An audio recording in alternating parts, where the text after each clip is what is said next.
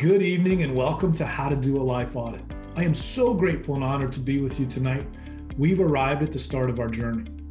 Now, if we haven't met before, my name is Michael Edwards. I'm a professional speaker, trainer, and coach on the John Maxwell team and president of the Edwards Group of Texas. The Edwards Group of Texas was founded to help you discover and unleash your potential. We're based here in San Antonio, Texas, and we serve clients worldwide. Now, to give you a little bit of my background, I'm a former telecommunications executive who spent the last 25 years studying leadership and developing leaders just like you. Adding value to others and helping people realize their dreams is what gets me out of bed every day. I'm both honored and excited to join you in this leadership and personal growth journey. Now, if you've been following our social media channels, our Facebook page, our YouTube channel, hopefully you've noticed a series of webinars and masterminds with a common theme. 2021, the best year ever. Now, tonight is the third in a series of events designed to help you kick off 2021 on a solid foundation and make it the best year ever. We started with core values reimagined, then we tackled the topic of goal setting. Each piece of this puzzle builds upon the last, so if you'd like to see my webinar on core values or goal setting, replays are available on the Edwards Group of Texas YouTube channel. And I'll provide you with links in a follow-up email. Now, I absolutely love supporting people who are motivated to improve their lives. I'm ready to help you complete a life audit, remove compromises from your life, make changes that you can experience the maximum happiness you deserve and achieve all of your goals and aspirations. Now, before we jump into today's webinar, I want to review a few key features of Zoom so we can interact during our time together. On the menu bar below, there's 4 buttons that we can use to interact. First, raise your hand. Feel free to raise your hand at any time throughout the presentation by hitting the raise your hand button. Second is the chat button. Now, right now, hit the chat button, type into the chat where you're from.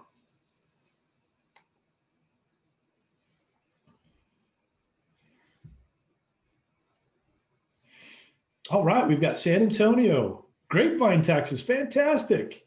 Oklahoma City, my old stomping grounds. Charleston, I'm assuming Charleston in the Carolinas. Abu Dhabi, fantastic. I think you might win the furthest away award. What time is it in the UAE right now? 5 o'clock in the morning. You also win the Up Early award. This is great. We've got representation from across the globe. We've got Florida here. We've got Sacramento, California. This is fantastic.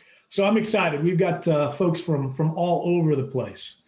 Now, the next button is the Q&A button. At any time during the presentation, you've got a question, type it in the Q&A. I'll address them as we go along.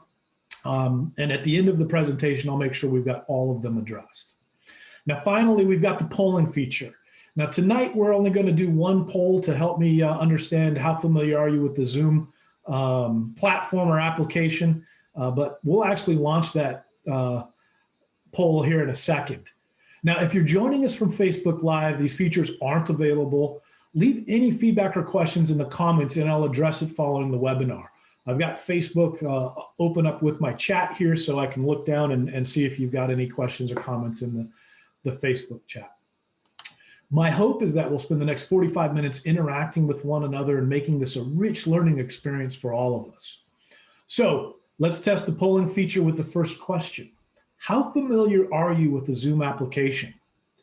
We'll take 20 seconds to answer this question.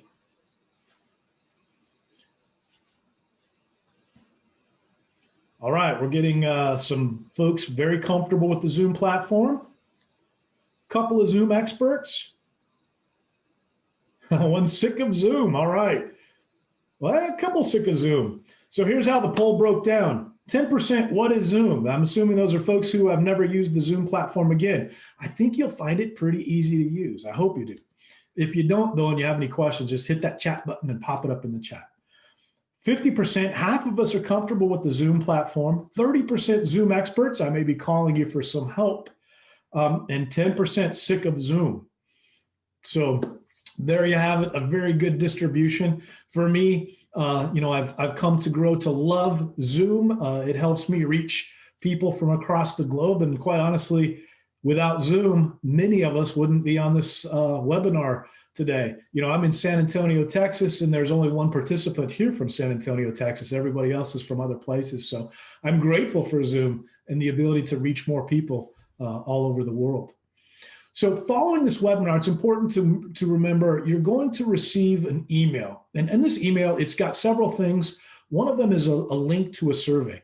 Please take a few minutes to fill out the survey. It really helps me understand if my material hits the mark and how I can help you along your leadership journey. It'll also contain a lot of resources that were used to build this webinar and resources you can use to dig deeper into the things that we've spoken about. It will also include a couple of links to the previous webinars. If you weren't able to join us for the Core Values Reimagined or the Goal Setting 101 webinars, you'll have links to be able to view both of those. All of the webinars that we've got going on right now are foundational to help you really discover who you are as a person and who you are as a leader, and helps you build your game plan for the next coming year. All right, so now that we're familiar with the tool, let's jump right in. So what is a life audit? You might be asking the question. A life audit is a fairly straightforward concept, but many of us get hung up on it simply because the thought alone can be quite daunting. Simply put, a life audit is when you take a long, detailed, and honest look at various areas in your life to assess which are and aren't helping you live to your highest potential. Now remember, my purpose is to help you discover and unleash your potential, and this is part of that process. Now, a life audit involves three key elements. One, becoming aware of how you want your life to live, how you want your life to appear, the outcome of your life. Two, aligning that awareness with your mission. Three, assessing your current situation to understand where you're aligned and where you might have gaps. Now, this can involve some honest soul searching, some digging deep, often making some difficult decisions. So I'll warn you, it's not for the faint of heart. Now, when I went through my first life audit process, I was in a dorm room where everything that had a power button was removed. There was no phone, no TV, no internet. I was there for several hours, more than 40 hours to be exact, with just my thoughts and a journal and a pen. I emerged from that process with a clear understanding of my core values and my purpose on this earth. I had a deeper understanding of who I am and what I stand for. So I'm not saying you need to quarantine yourself for a week and figure this out, but if you carry it out correctly, honestly, and steadily, life audits can be incredibly empowering and inspiring. Now, many of my clients have noted improvements in areas of their life beyond the areas that they focused on with the life audit. A couple of good examples. By making positive changes in your diet, your work life improves. Making changes in your relationships also improves your environment. All of this can be quite powerful. Now, tonight I'll be discussing areas where you might need to make some changes in your life to align them better with your mission and your goals. I'll also discuss ways for you to implement changes easily and what to look for as signs and signals in your outer environment that may indicate something that might not be right in your inner environment. So, quick question, pop it in the chat. Have any of you done a life audit? Anyone know anyone that has? Tell me what your experience is in the chat.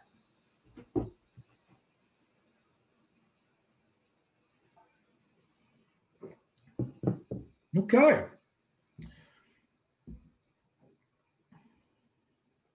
Okay, so it looks like we are all new to the process, so this will be a fantastic experience. New information for all of us, so I'm looking quite forward to that. So let's jump right into the mission. Now, before we go any further, I want to stress that doing a life audit without a clear goal or idea regarding how you want your life to align, it won't be effective. You really have to know where you're going. In order to make an effective life audit and truly maximize your chances of achieving happiness and purpose, you must first have a clear idea of how you want your life to appear and feel afterwards. Now, some people call it a mission, some people call it a vocation, others a calling. I call it a purpose. No matter what words you use to describe it, it all comes down to the sense of purpose, the sense of fulfillment, the sense of achievement we receive from integrating and balancing our work goals with our personal lives and our personal goals. That is an incredibly important piece of the puzzle. Integrating all things, a holistic approach to your life is critical, and it really will help you understand and receive this self-fulfillment that is just an amazing feeling. Now, it might be that you see yourself cultivating a healthier lifestyle. That's great, but what does that entail? If you vaguely label the things that you want, it greatly decreases your chances of achieving them. To succeed, you've got to dig deep. You've really got to examine what you want. And most importantly, you've got to be critical and detailed in your approach and how you create your plan of action. Now, a personal mission statement will help. It'll help you articulate your values and beliefs. It'll help you determine your personal definition of success. It'll help you by sharing your talents with the rest of the world. It'll generate a sense of clarity and focus around what you're trying to achieve by doing a life audit. The crucial thing here is that everybody's mission statement will be different. No matter what field you work in, what your personal life looks like, or what your goals are, the key is you have to find your why. And I'll tell you, I've got an opportunity coming up on January the 7th to help you through that process. It's a free webinar, January the 7th at 7 p.m., and it's called Discover Your Why. And I'll lead you through the process of really understanding why you're here. And I want to share with you my core values and personal mission statement for a couple of reasons. One, I want to show you an example of the outcome of a life audit. And two, it gives you a little bit of insight into me. So as I shared with you earlier, my purpose is to help others discover and unleash their potential. You'll notice it's also the purpose of my company, the Edwards Group of Texas. To me, it was so important to be clearly aligned, me personally, with my company, my corporate life. So the mission statement is exactly the same. The purpose of the business and my purpose are clearly aligned. Now, my core values, very simple. They've been the same core values for a long time, and we'll talk about why that is later on in the webinar. But core values are God, family, integrity, honor, and ambition. Now, I like to use the picture of a road leading to the mountains, or possibly leading to the beach, or wherever your place is. And the mountains or the horizon, that is the vision. That is kind of the what I want to be when I grow up. The mission is the road, and that road is how I get to the place where I want to be, to where I grow up. And then I envision the guardrails on the side of the road as the core values. And those core values make sure that I'm going down the right path.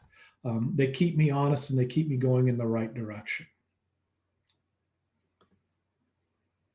So, has anybody created a mission statement before tonight? Pop it in the chat.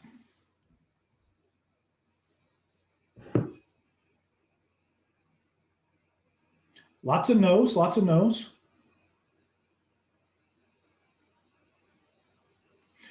Okay, so George, you have created a mission statement in the past. Tell me about that experience. What was it like? Tough? Yeah, I get that. It definitely is tough. Awesome. So by and large, none of us have created a personal mission statement, and that's okay because we're going to go through the process. Now, the best way to get to the bottom of your mission is to follow these steps and dedicate a small amount of time to simply write. And that's one of the keys is you just got to do it. It's really, once you get going, it's a snowball effect, but you've got to get started. So here's step one. Write down a list of what your ideal life looks like. Where do you see this life audit taking you? It's all about outcomes. What do you want the outcome of this exercise to be? Some areas to take into account when doing this include relationships, career, environment, goals and motivation, passions and pastimes. The next step, step two, write down what your current situation looks like in each of the selected areas. Now, you've got to be open, you've got to be honest, and you've got to be critical. Maintaining an impartial stance here can help. It's as if you were looking at your life from the lens of another person and describing what they see. And I'll tell you, when I went through this process, I used my son Michael as the lens. How did he see me? How did I want him to see me? What would he tell others when I'm gone? For me, this is a really, really powerful way to look at my life and my legacy. And it actually helped me define some of my guiding principles. Now, the next step, step 3, super important. Compare the two. This is a powerful exercise to clearly show you which areas of life you need to focus on and where the biggest challenges need to be made. It'll help you gain clarity and maybe even show you things that you weren't aware of. I found oftentimes in exercises like the life audit, they reveal blind spots or things that you hadn't looked at or considered. Now, as I mentioned before, you're going to have an email with a whole bunch of resources. One of the resources you'll find are additional help on how to make a mission statement. So, are you ready to explore alignment and self-awareness? Let me know by typing "Let's go" in the chat.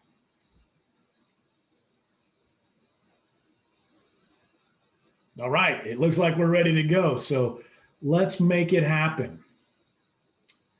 So the reason why clarifying your personal goals and mission statement is so important lies within your innate power that we all possess to create and manifest our desires. The brain, the power of the mind is such a powerful thing. It's really, really amazing. If you're not sure what these desires are, before going into this process, then you really, how can you expect to achieve them? So you've really got to bring it inward and really think about what you expect your life to look like. In fact, drawing your attention inward and aligning your actions with your goals and core beliefs is a surefire way to start your life audit on the right track. Studies have shown that long-term focus and clarity produce far more effective results because the mind is ultimately an extremely powerful thing. The thoughts we have are a direct manifestation of our conditioned beliefs, habits, and existing neural pathways, which scientists have proven can be redirected by cultivating more self-awareness. Becoming self-aware in relation to making a life audit is crucial. And I say becoming self-aware as a leader, as a parent, as a human being is super important. It's not an easy process, but I'll tell you what, once you start to become self-aware, it really opens your eyes to all kinds of different experiences, behaviors, and things like that. So without the self-awareness required to identify issues and potential threats to your mission statement that might still be playing an active role in your life, they'll stay there. And any changes you're striving for might result in failure. Now, here's something that's important. I'm going to say it twice. It's so important. We all possess the capacity to heal and transform our lives. I'm going to say it again. We all possess the capacity to heal and transform our lives. Now, in the follow-up email, I'm going to share a really insightful piece published by the Chopra Center. It's called Harness Your Mind's Power to Heal and Transform. It's a really powerful read, and I really urge you to check it out. So we're going to talk a little bit about some science, specifically the mental alignment. Now, psychologists have ascertained the benefits of what they call progressive mental alignment, or PMA for short. Progressive mental alignment helps us achieve goals and make large life changes. Life audits, what we're doing tonight, fall into the category of large life changes. And while intelligent decision-making and awareness have always been known to affect the level of life satisfaction we achieve, the science behind PMA really examines the subconscious inhibitors we all possess in our brains. Those subconscious inhibitors can prevent large-scale and long-term changes from taking permanent effect. Now, according to the PMA website, recent discoveries have revealed improvement blockers called bad clusters to be the root of negative influence on our thinking, processes, beliefs, decisions, actions, and behaviors, even on our health, leading to inner resistance against change and improvement. I'll tell you, a lot of times it's human nature to resist change. Therefore, if something is mentally getting in the way of achieving your goals, PMA, an understanding of PMA, will help you make the changes to realign with your beliefs and thought patterns. That will help you alter these behaviors. Now, progressing in alignment with your clear mental and emotional goals is far more beneficial than progressing just blindly, simply because you feel you should be. We think of this in terms of a life auditing, and we use it as a tool in our go-forward process. Now, again, you're going to receive the additional information with a link to the website for PMA in the follow-up email. I really encourage you to take a look at it. It's interesting science. So core values, I've spoken about it a couple of times. I did a 60-minute webinar on it a couple of weeks ago. So obviously it's really, really important.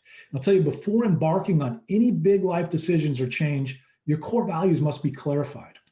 It's important to clarify core values in order to ensure that any change or decision is made in alignment with your core values to maximize your success.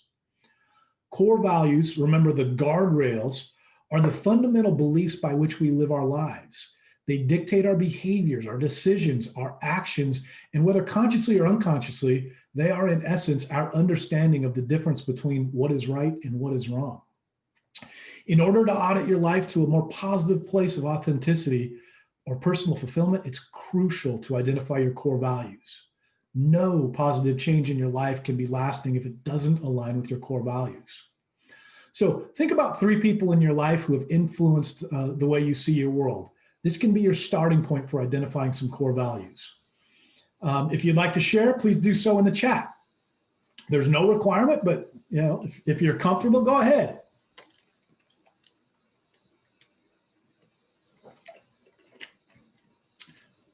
Typical responses, common responses, moms, dads, grandparents, people who have raised us. That's not uncommon at all. So talking about recognition of your core values. When we don't honor our core values, our mental, physical, emotional, and spiritual state is where we experience discomfort. Sometimes this can be obvious. The uncomfortable feeling about knowing some information about somebody else. For example, you've got a friend who's a cheating partner. That causes you some unease. That unease stems from an act we perceive as a negative and might suggest honesty and integrity are high on your list of core values. I think as I review people's core values historically, honesty or integrity is pretty much on every single list. Now, in other times, it might not be so obvious. Things like the feeling of unease about other people's actions, which you may not be able to justify or explain, or even some unconscious habits you've picked up that deep down don't make you feel good, but your clarity on the matter is too blurred for you to see why. Here's a couple of examples of core values. Health and well-being. When your health and well-being is at the core of your personal values, you're more likely to make healthier decisions regarding food, drink, exercise, mental stimulation, downtime, and overall physical and mental health. Family relationships. You notice this was number 2 on my list. People who value family over the other aspects of their lives are likely to thrive best in a positive home environment and make decisions based on or based around how they view their family and their personal life and how those two are impacted. Creativity. Here's one that I often haven't thought of, creativity as a value, but it can indeed be a value. If you're a creative person, then your art will undoubtedly inhabit an important place among your daily pursuits. Cultivating that creativity and finding new ways to express yourself will rank highly on your agenda. Here's a good one too, teamwork. Now, if you're in a business or work environment, having a core value that places the importance of teamwork above other aspects of the work environment will mean the way you choose to conduct your business will revolve around the people and team you surround yourself with. So the next step is to write down your list of core values. Don't compare it to anyone else. But you've really got to turn inward. You've really got to do some soul searching to have a good, solid set of core values. Not going to ask you to share this in the chat. Feel free if you'd like to. But oftentimes core values are very, very personal. And to be quite honest, we've been talking for 20 minutes or so, and that's definitely not enough time to really come up with a great list of core values.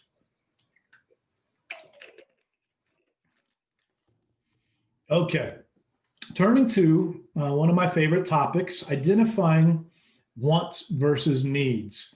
Now, if you're a parent, you probably get to have this conversation frequently. Identifying wants versus needs is a commonly encountered theme which many people struggle to honestly identify. Now, I've got a couple of questions to ask if you're really trying to identify a want versus a need. The first one's a big one. What do I need to be happy? What do I need to be happy? This question will almost always allow you to align closer to your core values. The next one's a good one. It's a little bit more difficult. What do I think I need to be happy?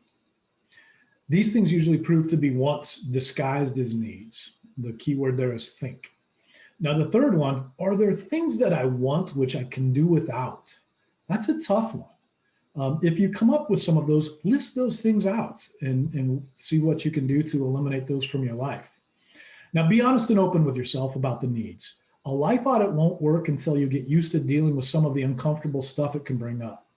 Get outside of your comfort zone, get into the learning zone, and really, give yourself the permission to do some really deep thinking.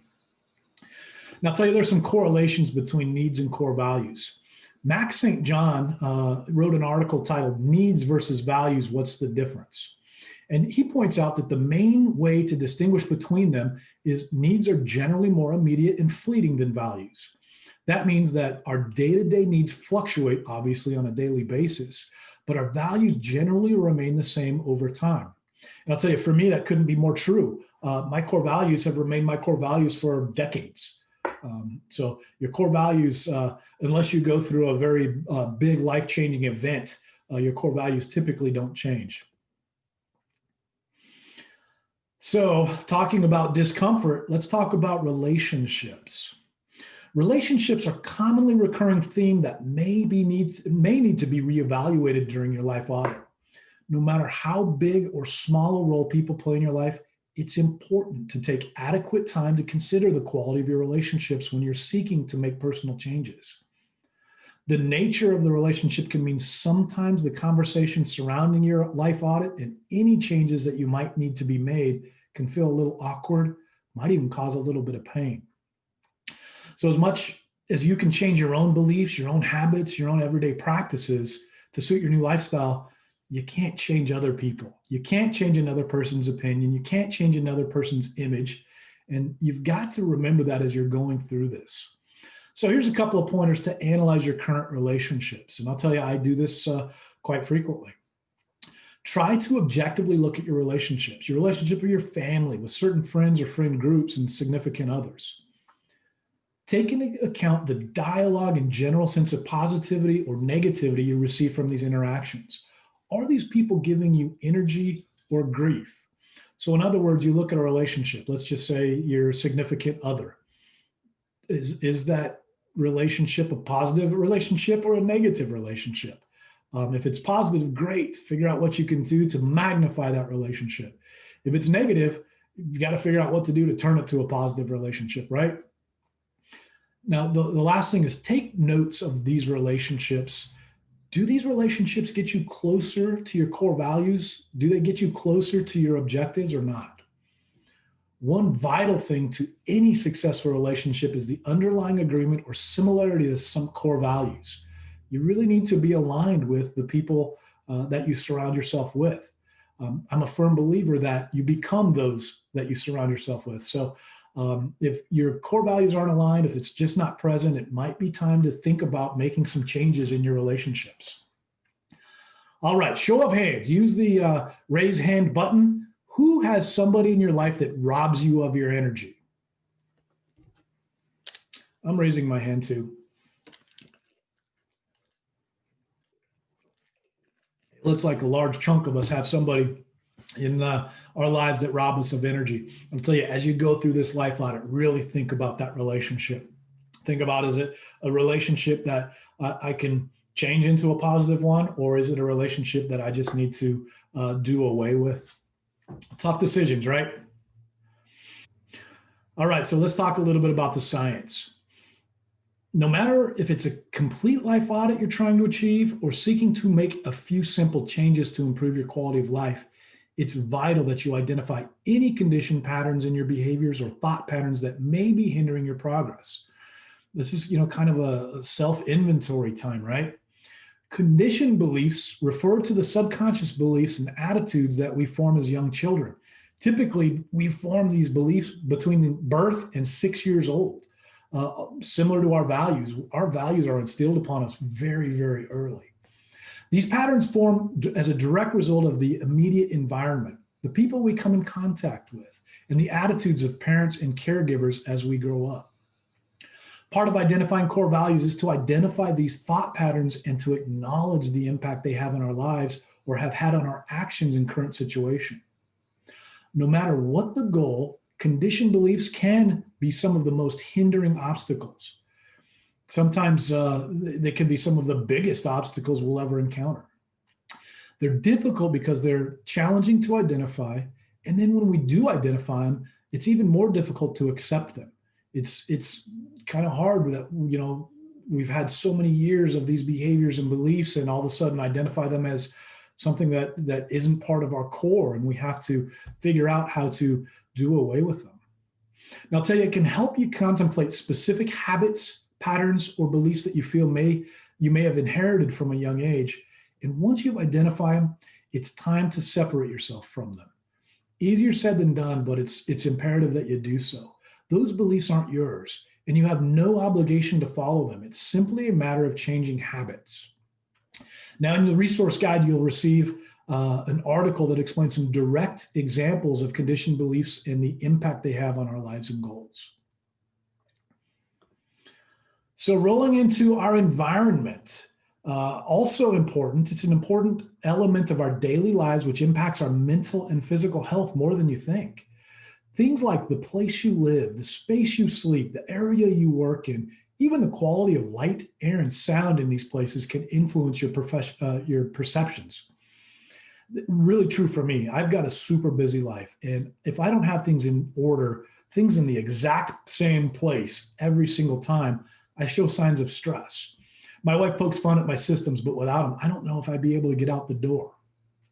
So when thinking about your environment, ask yourself these questions. Is your house cluttered? Science has proven that cluttered and messy living spaces actually significantly affect our happiness, our clarity, our anxiety levels.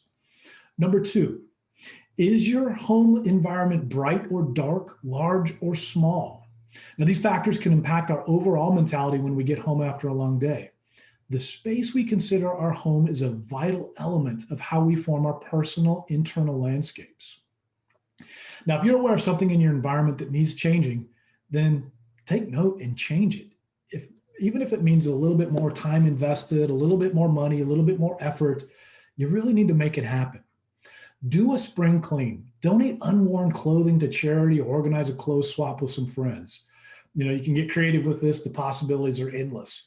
I'll tell you, you'll feel better after you get rid of some things and maybe provide them to somebody who needs them more than you do. So is anyone here in the middle of a career change? Raise your hand or pop that into the chat.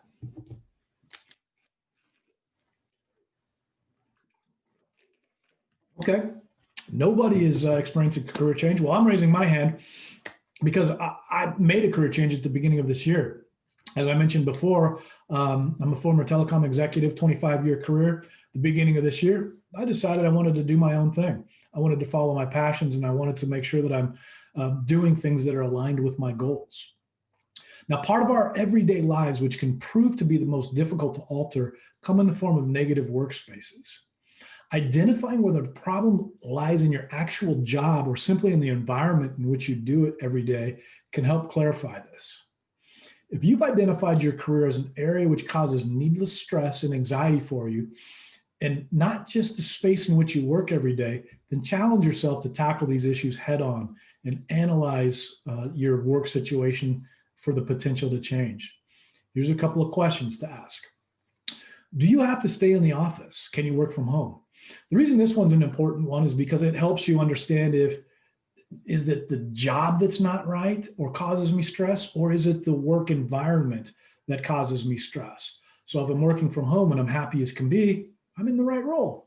Whether I'm working from home, working from Starbucks, or working from the office, if it still causes me stress, I might want to take a second look at that. So as you're examining this, is it possible to find a new position in a similar field? Do you have the resources or desire to upskill, change directions completely, go get some additional training, some additional schooling? Now, remember that career changes don't mean that you failed. They don't mean that you're any less skilled. It actually reflects your positivity, that you've got the ability to recognize stressors in parts of your life that are out of alignment with your core values. And again, in my case, I was able to recognize those things and make a significant change. The bottom line is this: you're more likely to perform well at a job that you're passionate about. It's not rocket science. I didn't make that up. It's just true. You hear people say, follow your heart, follow your passion. And I agree with that, but I also put the caveat, follow your heart, follow your passion, providing you can earn an income with that. So even with the facts and statistics, it's normal to have some doubts about uprooting everything you've worked so hard for. For me, I went through an entire year of soul searching, prayers, numerous discussions with my wife and trusted advisors. Looking back, leaving the corporate world and starting a business, developing leaders just like you, was one of the best decisions I've ever made.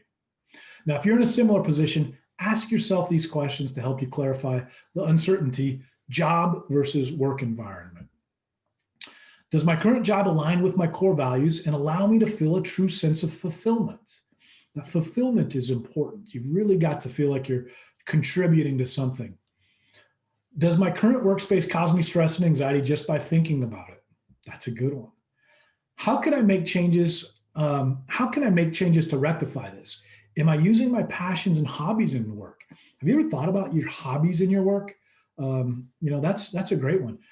Crazy thing is, one of my hobbies is reading and learning more about leadership, and I am able to integrate that into my work. That's really what I do. Could I orchestrate a way to integrate them into my work life? So it's really understandable that career changes are among life shifts which may not be as straightforward as others. It helps to consider the bigger picture and plan ahead. It feels overwhelming. If it does get you kind of in a feel of overwhelm, search for other courses, classes that you can take to learn more, to upskill, things to generate income. A lot of folks, they talk about a side hustle. I'm in a job that I don't exactly enjoy. I don't want to do it for life. So I'm going to do something else over here to help get me into a position where I can leave that. And ultimately that side hustle could turn into my primary hustle. Really getting into something that can generate income and also align with your your core values and your passions is a really, really good place to start. So as well as aligning your core beliefs, your values, and your passions, it's also vital when you're doing a life audit that you prioritize positive physical and mental health practices during and after your life audit. We don't often think of my physical health and my mental health. And I'll tell you what, for years and years and years, I neglected my physical health, which impacted my mental health. And once I focused on my physical health and got into condition, my whole outlook, my inner self, my outer self changed. I had a very, very positive outlook, very optimistic, and it just changed so many aspects of my life. So really going deep with the spiritual and mental health is important. Now, without health and well-being, any lifestyle change and experience will seem less vibrant than if you were in a really good position of positive mental and physical health. Something that helps is to consider all of the things you could be achieving and all of the creativity, passion, and mental energy you could be putting towards achieving your goals if only your mind and body were clear and balanced to let the energy flow that way. You might find that if health and well-being are high up on your list of core values and you aren't heeding this, your mind and body may be exposed to habits and things that negatively impact them. Deciding on a course of action to rectify this will be a key to your life audit. Now, the good news is that almost all life audits include improving some areas of health and well-being that are currently not being attended to. As you're going through the typical areas of your life, ask yourself how each one makes you feel and how it impacts your mental and physical health. These things, mental and physical health, should be a big factor in many of your decisions. So meditation, interesting topic. Meditation is not a new practice. In fact, the fascinating thing about it is that it's a century-old method of silencing the mind and tuning into the emotions of the present moment. Now, if you've done any sort of meditation, you know, the beginning of the meditation process and learning it, you're focused on your breathing, and, you know, inhaling deeply and exhaling deeply and how it cleanses you. And if you haven't tried it, it really works. I've got to admit, I don't habitually integrate meditation into my daily routine. I wish I could. I just haven't made it a priority to do so. But meditation has so many different benefits. And I'll tell you, it could lead us to realize that we could do some things different in life. It could help us think with more clarity. I'll tell you, some people, like me, use meditation as a means of making some changes. And many of us start with the intent of solving some mental chatter, things that, you know, writing a list won't solve, you know, noise. We go to meditation to center ourselves. But I'll tell you, a life audit is designed to increase your overall sense of self-aware happiness and well-being, and meditation fits nicely into this equation. I spoke with somebody today also, you know, they don't meditate, but they pray. You know, if you're a believer, if you're a person of faith, prayer fits nicely into this exact same category. So whatever works for you, prayer or meditation, have at it and get some of that mental clarity. Now, you can see fitness and health are kind of a common theme, because it's super important for you to be healthy, to realize your goals, to be around for a while. I'll tell you, it's not uncommon to find a large portion of your life audit involving or revolving around increasing your fitness level or optimizing your health. Now, there's very little that won't be affected by improving this area of your life. For me, again, going back to my fitness journey, it made a huge difference in my life. And so here's a couple of things to remember if you choose to include fitness in your life audit. Make it a priority, but don't get too obsessed. You might find that you go through phases of being dedicated to a fitness plan and then fall off the bandwagon once in a while. Totally normal, totally okay. The key is you got to get back on the horse and get back in that gym or back on that treadmill or whatever it is you choose to do. Now, the second thing is set small, achievable fitness goals. To combat the periodic spurts of fitness focus, set yourself small, achievable goals. Chances are you're going to need that energy to spend somewhere else in your life audit quest. Now, this could be 10 to 15 minutes a day of doing whatever activity that brings you joy and is aligned with your lifestyle goals and circumstances. And those things will give you much more happiness and satisfaction than doing something you don't want to do. Here's an example. If you don't like to lift weights, don't go spend 45 minutes in the gym lifting weights. It's not going to be something that inspires you to get out of bed in the morning and go get fit. If you like yoga, go do yoga. Take a yoga class. But, you know, focus on those things that you really want to do, because if you're going to the gym to do something you don't want to do, you're not going to do it. You're not going to realize a whole bunch of success. Now, if you haven't already set out to maximize your fitness and health as part of your life audit, I really strongly encourage you to take it into consideration. Doesn't have to be a huge change. Just know that becoming a little more aware of how you move your body and what you take in terms of food, that'll ultimately increase your chances of changing your life and boost the effects of changes you make elsewhere.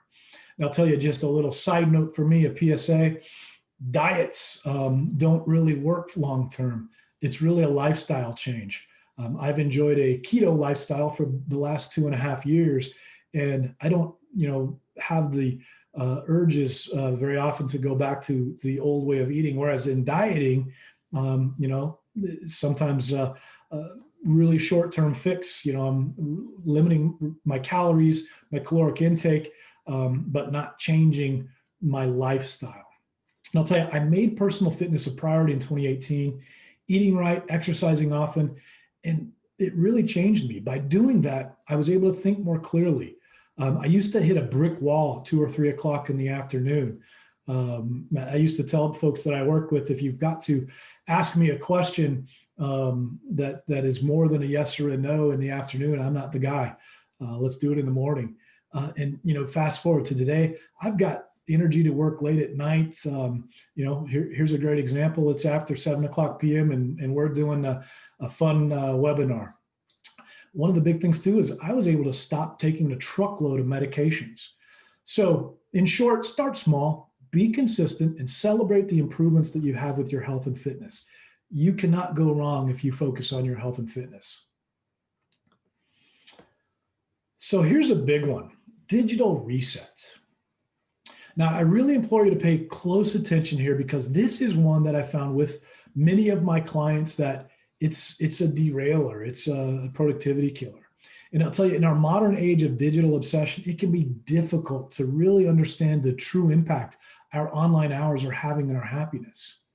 Now, if you're among the 2.56 billion, I'll say that again, 2.56 billion people who use social media, then it's highly likely that you've encountered the addictive and damaging nature of being consistently online and the impacts it has on society today. You've heard about the dopamine drips that we get when we check our email or when we get that Facebook notification. And I'll tell you, there's really no hiding from it. Our online lives now have become almost synonymous with our day-to-day lives.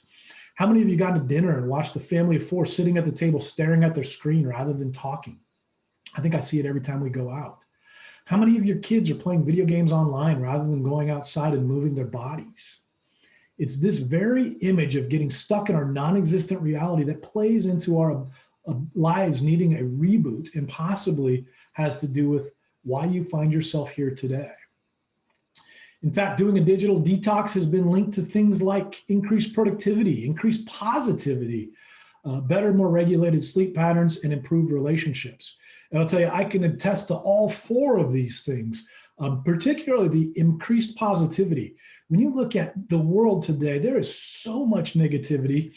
And, I made the conscious decision to go through my social media platforms and eliminate things that are negative, and news things. And, I just don't need it. I don't need the negativity. And it has really helped improve all aspects of my life. So, it's definitely something you should consider. Take a look at the digital detox when you're doing a life audit. You're going to receive, again, a link to some places for doing a digital detox in the email that I'm going to send you. And really quickly, let's pause and see if we've got any questions. And I'm going to pop over here to Facebook and see what we've got here. Speaking of social media and digital detox, I'm going over to Facebook. Okay, nothing so far. Fantastic. So let's talk a little bit more about digital detox. Now, there are many ways to do a digital detox. And, you might be aware that it might not fit into your new life audit plan. And I'll tell you why. If you work online or use social media as part of your business or marketing strategies, it can be difficult to avoid the necessity of going online. And I'll tell you, for me, 90% of my marketing is done on social media. So I find myself having to go to social media multiple times a day. What I had to do was create links that go directly to my business pages and the groups that I'm part of, and avoid my personal social media page during the day, so I don't get sucked into that black hole. But I do want to clarify something. Social media can be very beneficial when used in the right ways. In order to determine how to best fit social media into your new life plan, it's really helpful for you to assess why. Why do you use it, when you use it, and how you use it. I encourage people that don't use social media for business to either block it out during their business hours, or put a timer on it, a time limit throughout the course of the day. So do you check your phone first thing in the morning? Do you find yourself mindlessly scrolling through social media with no agenda whatsoever? Are there people that you can only contact through social media? This is one that you can change pretty easily. If there are people that you can only contact through social media,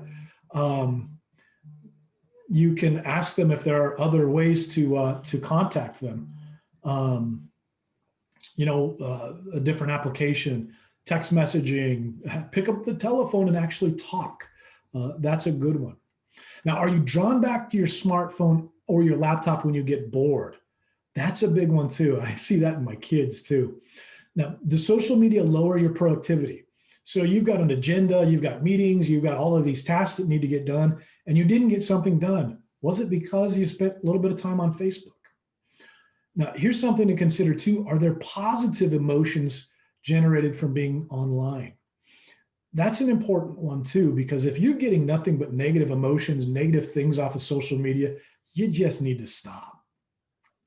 So, in the chat room, do you have any experience with detoxing from social media? Do you have any tips that you'd like to recommend?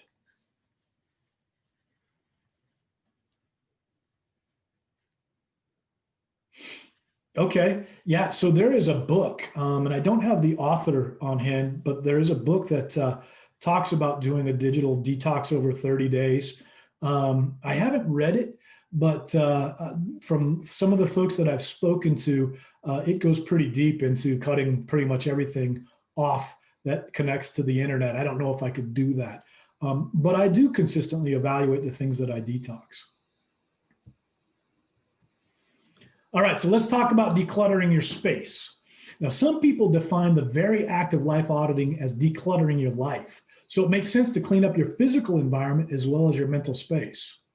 Now, if your home and everyday surroundings are messy, cluttered, strewn with possessions, things everywhere that you don't regularly use, it's time to do a literal clear out and throw away the skin of the previous life or your old self and bring in your new self so you don't go back to the old self.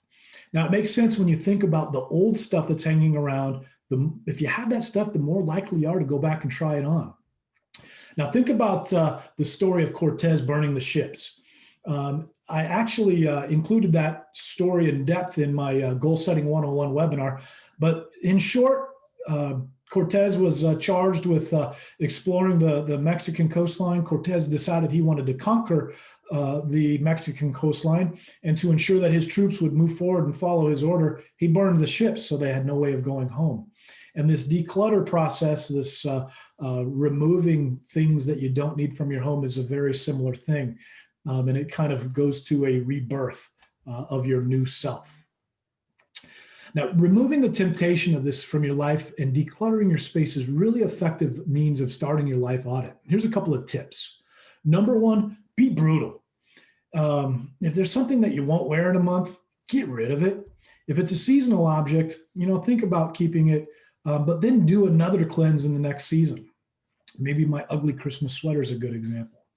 Now, number two, if it's something that you might wear on a special occasion, but you don't have any special occasions coming up, get rid of it. Number three, is it something you haven't used in the past 6 months? Get rid of it. That one's a big one for me. I've moved all over the country. In fact, I've moved 9 times in 25 years. And I've learned if you don't use it, get rid of it. Donate it, sell it, whatever you've got to do. And the fourth one, and this is an important one, and sometimes difficult to discern, is it something that has sentimental value or specific memories associated with it, but it really isn't useful or practical. If it is, get rid of it. Now, this can be a challenging one, but unless the value is irreplaceable, consider parting ways with it. Decluttering helps create a clearer, more relaxing and spacious home environment for you to begin formulating the life you've always dreamt of.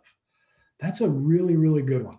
There's all kinds of shows on the home improvement channels about decluttering your space, so you might want to check one of those out as well. So here's where the rubber meets the road. Once you've established a firm understanding of your core values and what needs to be changed in your life, you're faced with some of the underlying root causes and existing problems. It's time to make an action plan.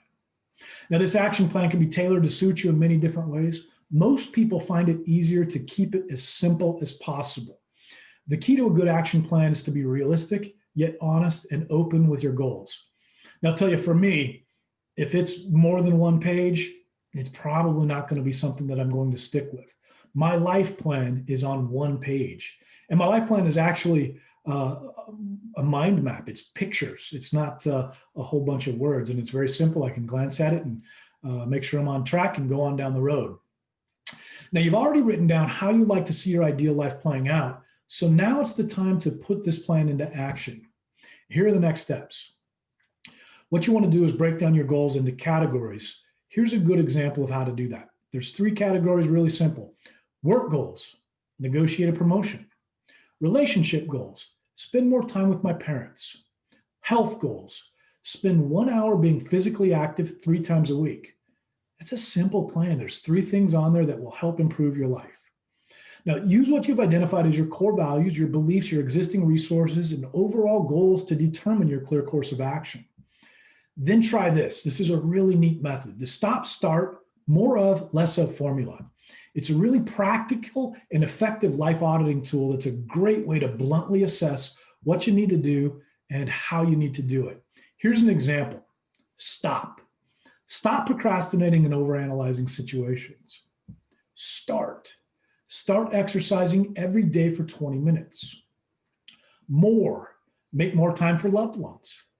Less. Spend less time eating out. This basic life audit plan is so simple. It's structured, it's to the point, it's really easy to follow. It doesn't quite get to the root of the existing problems, but that's why the action plan is undertaken after you go through the core values and really ferret out the underlying truths that have been established. It comes down to the simple task of making small changes every single day and aligning your decisions to meet your mission. So we're coming into the home stretch. There are so many ways that you can start on the path of auditing your life today. And ultimately, it's a very personal path that only you can clearly define. What works for one person might not work for another. It's important to remain self-aware and be able to honestly identify your issues as they arise in your life examination and action plan. It's time to part ways, but here are some final tips. As you're going through this process, be consistent. If you plan on achieving change, you must consistently follow through on your plan. This means not skipping over elements of your action plan or half-heartedly completing part of what you wish to achieve. Be honest. This follows the rest. Being honest and open with yourself about what it is you want to achieve, the practical resources available to you to do so, and the belief and drive you wish to cultivate is crucial if you're going to see any lasting change. Don't lose heart.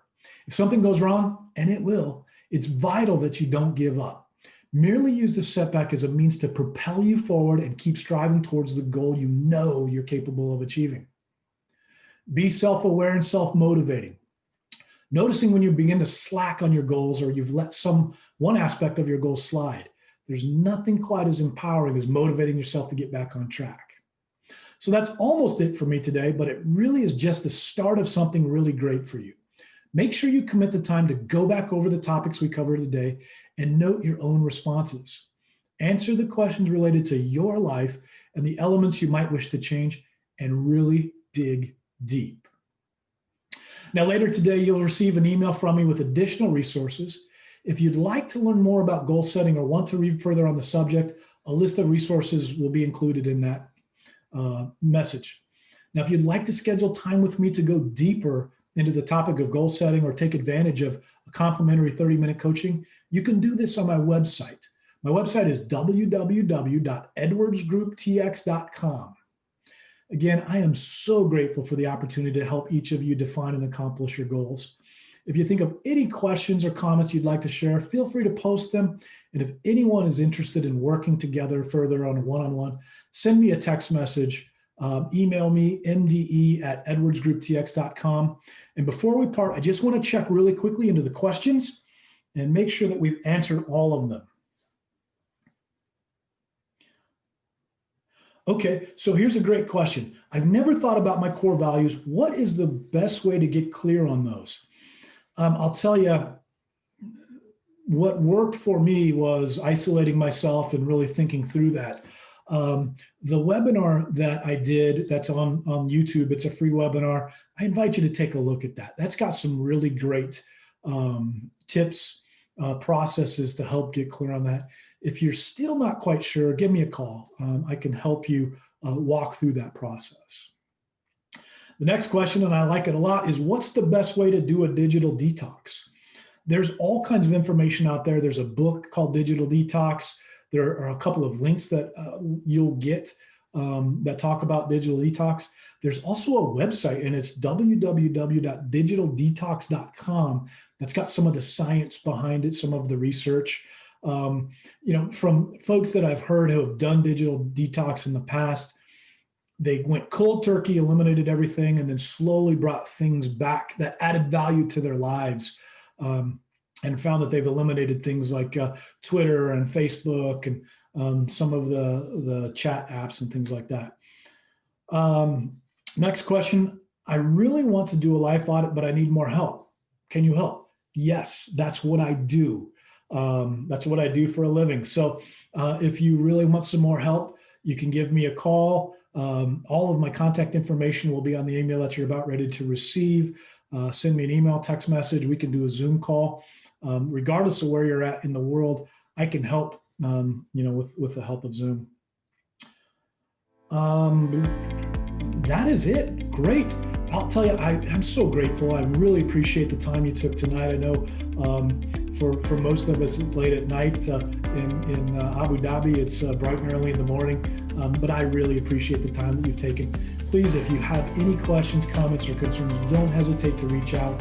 I am here for you. I am your friend. I'm along for the journey. So thank you.